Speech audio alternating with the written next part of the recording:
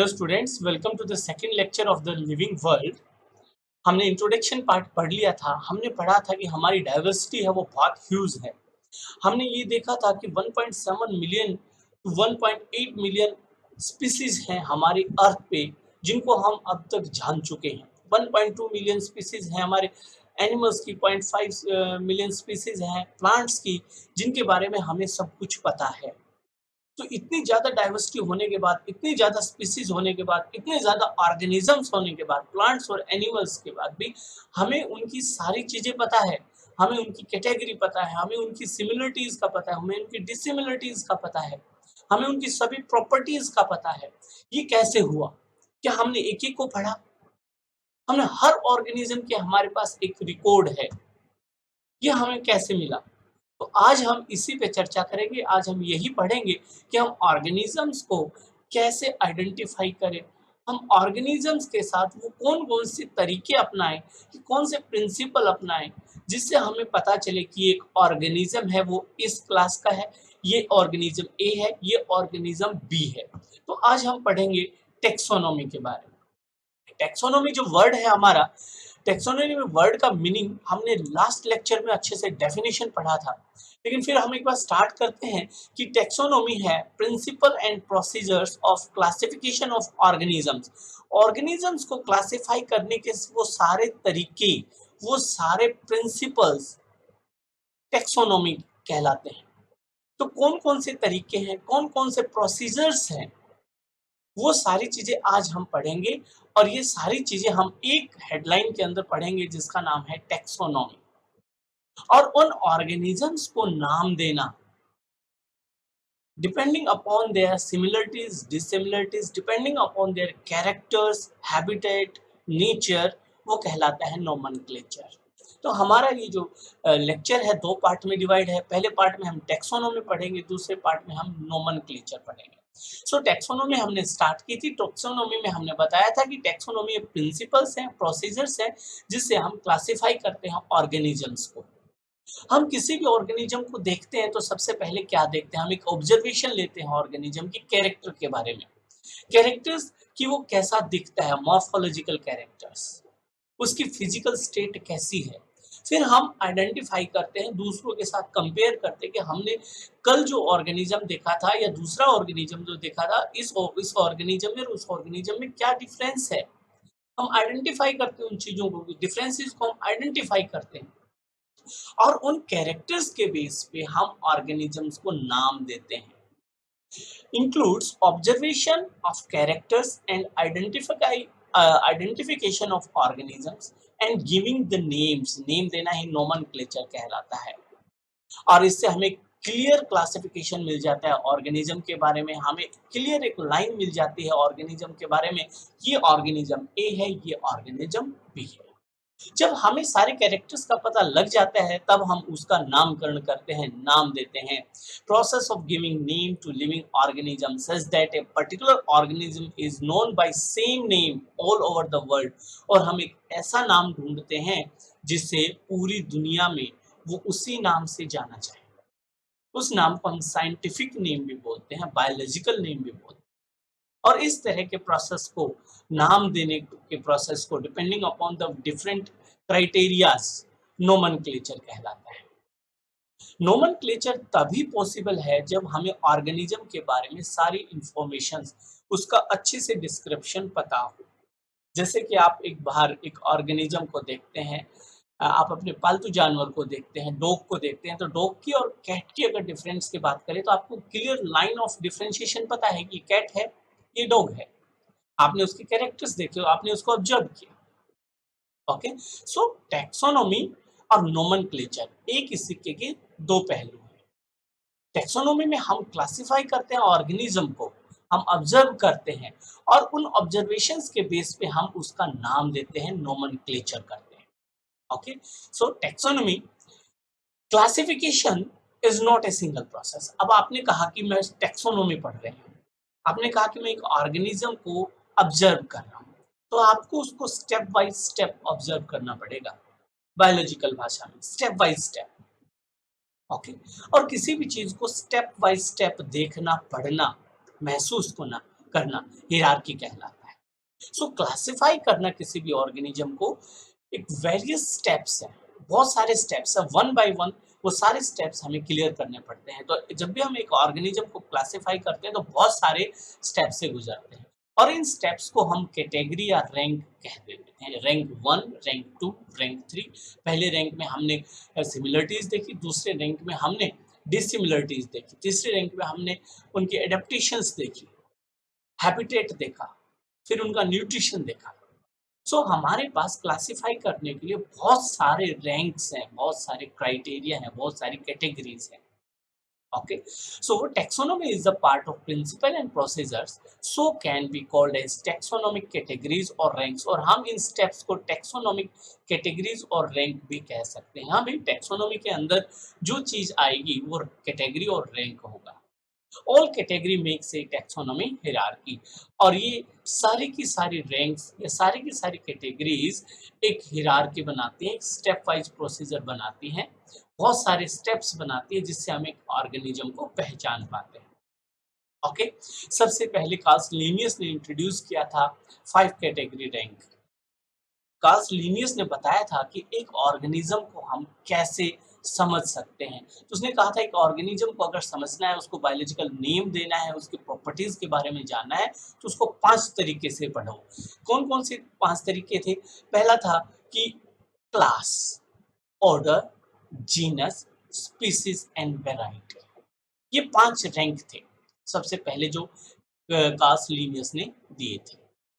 कहा था कि अगर ये 5 चीजों के बारे में आप पता लगा लोगे, 5 स्टेप्स के बारे में पता लगा लोगे, 5 रैंक के बारे में पता लगा लोगे, तो आपको एक क्लियर ऑब्जर्वेशन मिल जाएगा कि ये ऑर्गेनिज्म क्या है और उसका नाम हम कैसे दें। बाद में 3 नई चीजें और जोड़ेगी, किंगडम, डिवीजन, फाइलम या और फाइलम एंड फैमिली। हम वन बाय वन सभी को पढ़ेंगे। तो टोटल ये 8 हो गए, लेकिन उनमें से एक चीज हटा दी गई, वो थी वैरायटी। बहुत इंपॉर्टेंट चीज है, पूछा जाता है कि 5 किंगडम में फर्स्ट 5 के अंदर कैटेगरीज के अंदर लीनियस की फर्स्ट 5 कैटेगरीज के अंदर कौन सी कैटेगरी को बाद में हटा दिया गया था और कौन सी 3 नई कैटेगरी जोड़ दी गई थी।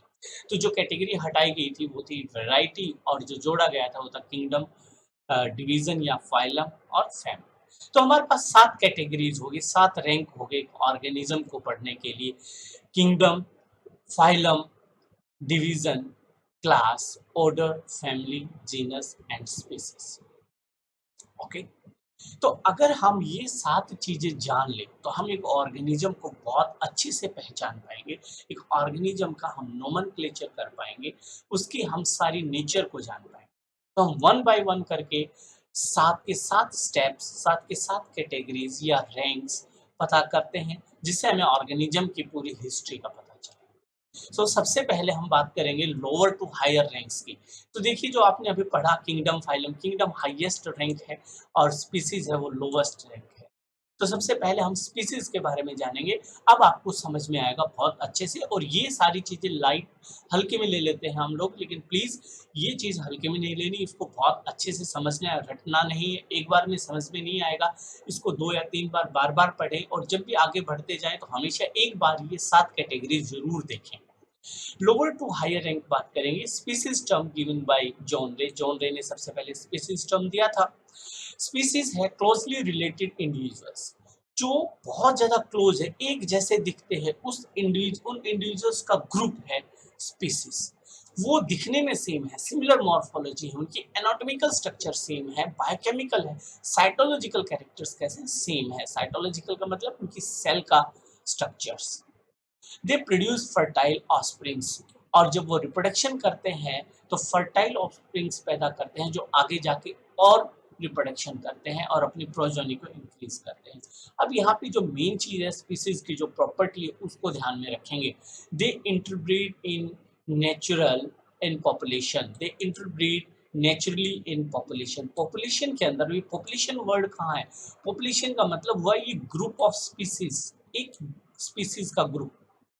Okay, group of closely related species, पहले तो ध्यान नहीं, group of closely related species. इसका मतलब ये है कि मैं जो स्पीसीज पढ़ रहा हूँ इसमें स्पीसीज ए है, स्पीसीज बी भी है, स्पीसीज सी भी है, स्पीसीज डी भी है, और ये एक दूसरे से बहुत क्लोज है। 100% क्लोज नहीं है, बहुत क्लोज है, मतलब इसके बीच में कुछ सिमिलरिटीज हैं। और जब इन ऑर्गेनिजम्स के बीच में सिमिलरिटीज थी तो इनको एक रैंक में रखा गया और उस रैंक का नाम, सबसे लोएस्ट रैंक का नाम था स्पीसीज। अब क्या है कि मान लीजिए फॉर एग्जांपल स्पीसीज ए के अंदर मैंने कहा 100 ऑर्गेनिज्म है, स्पीसीज बी के अंदर भी 100 ऑर्गेनिज्म है एंड सो ऑन।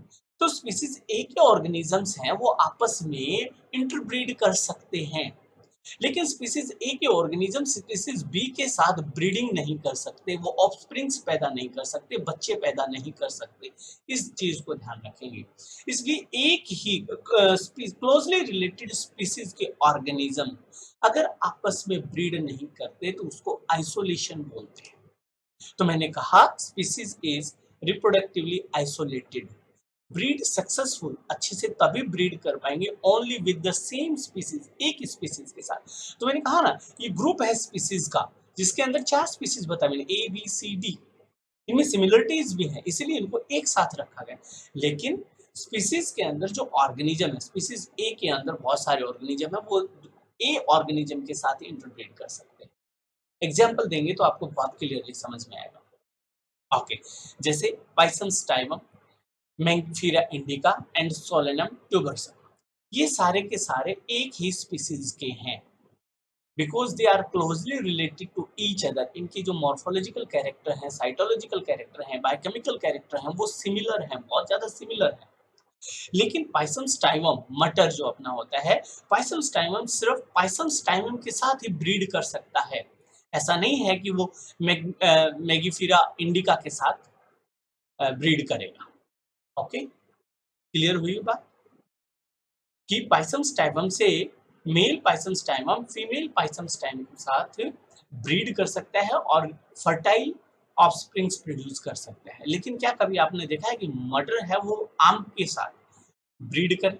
नहीं, नहीं हो सकता है। Okay, next is genus, group of related species, group of related species.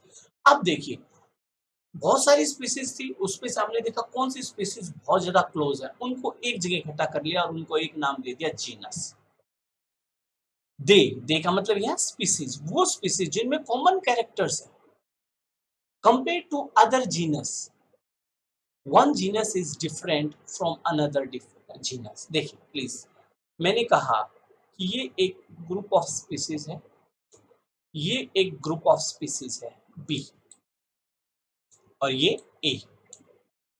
इस ग्रुप ऑफ स्पीसीज के अंदर मैंने कहा 4 ऑर्गेनिज्म है, इसके अंदर भी मैंने कहा 4 ऑर्गेनिज्म है। इन 4 ऑर्गेनिजम्स के अंदर बहुत सारी सिमिलरिटीज है, इन 4 ऑर्गेनिजम्स के अंदर भी बहुत सारी सिमिलरिटीज है। Okay, they can breed freely in B, they can breed freely in A. लेकिन मैं कहूँ कैटेगरी ए और कैटेगरी बी के अंदर भी बहुत ज्यादा सिमिलरिटीज मिल रही है हमें। कैटेगरी ए, सॉरी, स्पीसीज ए और स्पीसीज बी ये एक दूसरे से रिलेटेड हैं, इनके अंदर भी सिमिलरिटीज हैं, लेकिन वो सिमिलरिटीज इनके आपस की सिमिलरिटीज से कम है। स्पीसीज ए के जितने भी ऑर्गेनिजम्स हैं उनके अंदर बहुत ज्यादा कॉमन सिमिलरिटीज हैं, स्पीसीज बी है उनके अंदर बहुत ज्यादा कॉमन सिमिलरिटीज है, लेकिन ए से और बी से सिमिलरिटीज तो है लेकिन कम है। इसलिए हमने कहा group of related species, they have common characters, इनके अंदर कॉमन कैरेक्टर्स हैं, इनके अंदर कॉमन कैरेक्टर्स हैं, लेकिन इन दोनों के कैरेक्टर्स को आप कंपेयर करोगे तो इनके कैरेक्टर्स से लेस कॉमन है।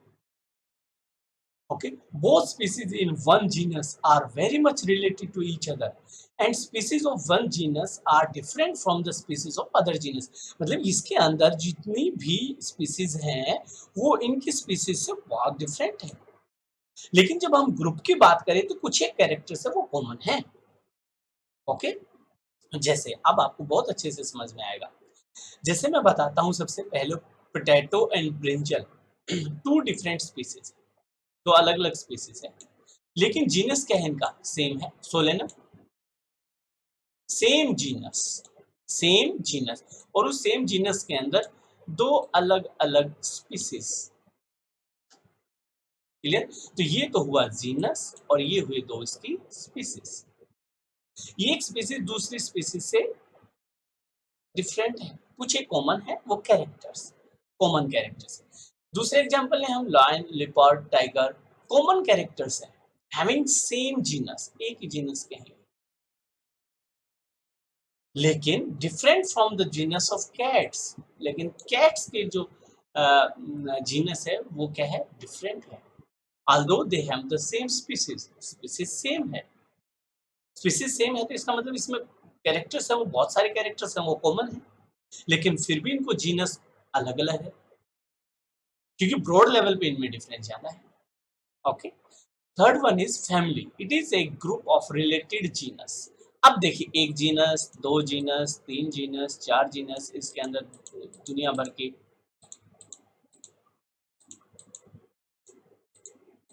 ये देखिए, ये हैं सारे के सारे चार जीनस मैंने बनाए हैं और ये चार जीनस मिलके एक फैमिली बनाते हैं।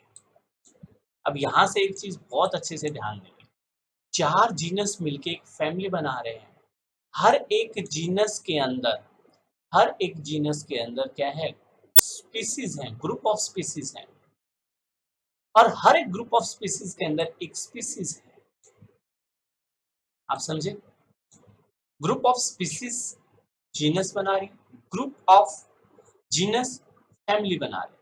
It is the group of related genera genus which has less number of similarities. बिल्कुल, ये एक जीनस है, दो जीनस, तीन जीनस, चार जीनस, इनके अंदर सिमिलरिटीज है वो बहुत कम है, और ये सारे में कुछ एक हैं, इसीलिए इनको एक फैमिली के अंदर रखा।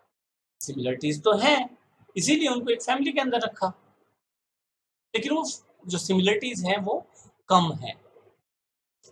Families are characterized on the basis of vegetative and reproductive features of plant। ये बहुत इंपॉर्टेंट है। फैमिलीज हमने डिनोट की हैं, फैमिलीज हमने बनाई हैं, साइंटिस्ट ने बनाई हैं, वो इस बात पे ध्यान रखते हुए बनाई है कि वो वेजिटेटिव और रिप्रोडक्टिव फीचर्स कैसे हैं प्लांट्स के। जैसे मैं आपको बताता हूँ कि हमारे पास चार जीनस है, Solanum, petunia, दतूरा, Atropa, same family है सोलेनेसी। फैमिली एक है लेकिन जीनस अलग अलग है, चार जीनस एक फैमिली। एनिमल्स में देखते हैं पैंथेरा, पैंथेरा के अंदर लॉइन, लिपर्ड, टाइगर ये आते हैं, लेकिन जीनस इनका क्या है, फेलिस का जीनस अलग है। ये एक जीनस है, लॉइन, लिपर्ड, टाइगर, पैंथेरा का जीनस है। फेलिस कैट का जीनस है, लेकिन सारे की सारी फैमिली कौन सी है, फेलिडे फैमिली है। ओके, तो यहां तक क्या देखा आपने, यहां तक देखा, देखिए ये है हमारी स्पीसीज इंडिविजुअल। ओके, फिर हमने स्पीसीज का ग्रुप कर दिया, स्पीसीज का ग्रुप कर दिया तो हमारे पास बना जीनस। ओके, जब हमने जीनस का ग्रुप कर दिया, एक जीनस, दो जीनस, तीन जीनस, चार जीनस, जब हमने इसका जीनस का ग्रुप कर दिया तो हमारे पास बनी family, group of related genera और जीनस। ओके, स्पीसीज, स्पीसीज का ग्रुपिंग किया तो जीनस, और जब जीनस का ग्रुपिंग किया तो हमारे पास बनी फैमिलीज। अगर अब हम फैमिली का ग्रुप कर दें तो बनेगा हमारे पास ऑर्डर, जैसे कैट, डॉग, अलग अलग फैमिली के, लेकिन कैट भी कार्निवोरस है और डॉग भी कार्निवोरस है, इसलिए हमने इनको एक ऑर्डर में रख दिया, उस ऑर्डर का नाम भी दे दिया Carnivora.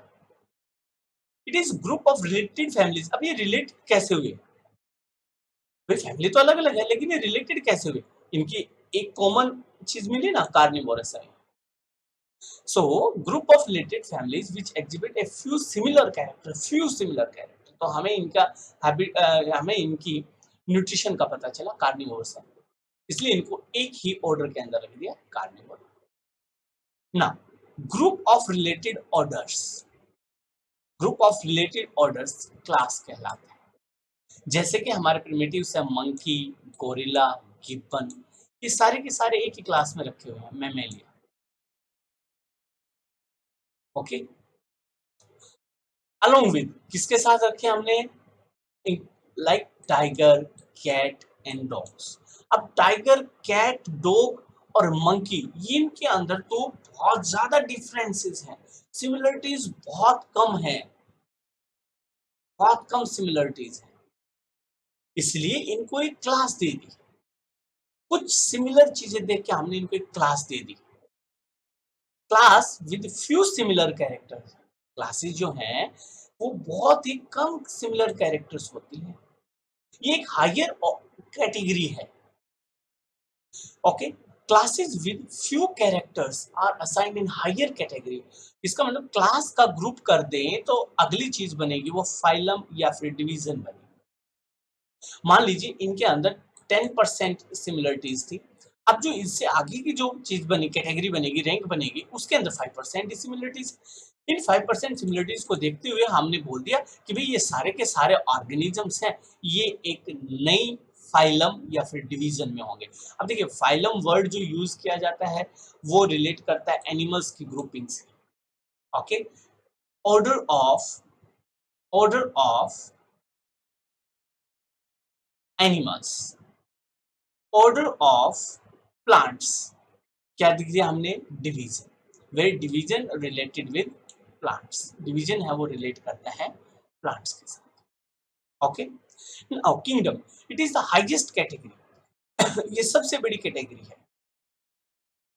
Okay, it is highest category with related phyla and division, मतलब ग्रुपिंग ऑफ फाइलम या division on the basis of similarities. मान लीजिए 1% सिमिलरिटीज है और 99% डिफरेंसेस है, तो उनको हमने एक कैटेगरी या एक रैंक दे दिया जिसका नाम है किंगडम। जैसे कि सारे के सारे एनिमल्स किंगडम एनिमल में, किंगडम एनिमिलिया में आते हैं, सारे के सारे प्लांट्स किंगडम प्लांटे के अंदर आते हैं। अब प्लांट्स तो बहुत ज्यादा है ना भाई, और ऐसे ऐसे प्लांट मिलेंगे, एक प्लांट दूसरे प्लांट से आप देखोगे 100% डिफरेंट मिलेगा आपको, लेकिन फिर भी उनको बहुत कम सिमिलरिटीज होते हुए भी उनको एक कैटेगरी दे दी जिसका नाम है किंगडम।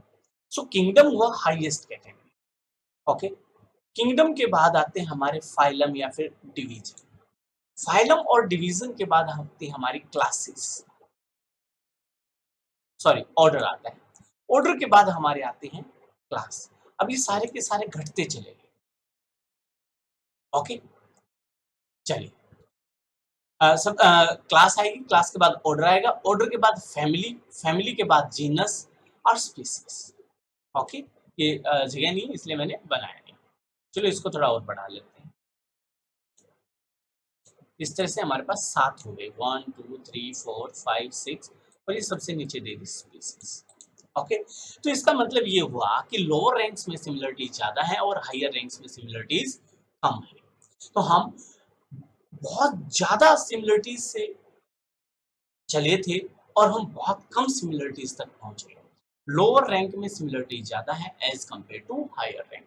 तो ये 7 कैटेगरीज और 7 रैंक्स हैं, वो आपको बहुत अच्छे से पढ़ने हैं, समझने हैं। आप प्लीज़ अपनी एनसीईआरटी की बुक से पढ़िए, मेरे नोट्स हैं, अब मैं आपको नोट्स देता रहता हूँ, उनसे पढ़िए। शुरू में आपको जैसे 10th क्लास से आप ग्रेड 11th में हो, थोड़ा सा डिफरेंट मिलेगा, ये ज़्यादा रिलेटेड है 9th क्लास से। आप पढ़ना शुरू करें, धीरे धीरे आपको सारी चीज़ें समझ में आएंगी, बहुत इंटरेस्टिंग है बायोलॉजी। अगर फिर भी कोई दिक्कत हो तो मेरा नंबर है, आप प्लीज़ मेरे को कॉल कर लें, 9671771119। इस नंबर पे आप मेरे को व्हाट्सअप भी कर सकते हैं, मैसेज भी कर सकते हैं, कॉल भी कर सकते हैं, कोई दिक्कत नहीं है, आप कभी भी कीजिए। Thank you very much, have a nice day.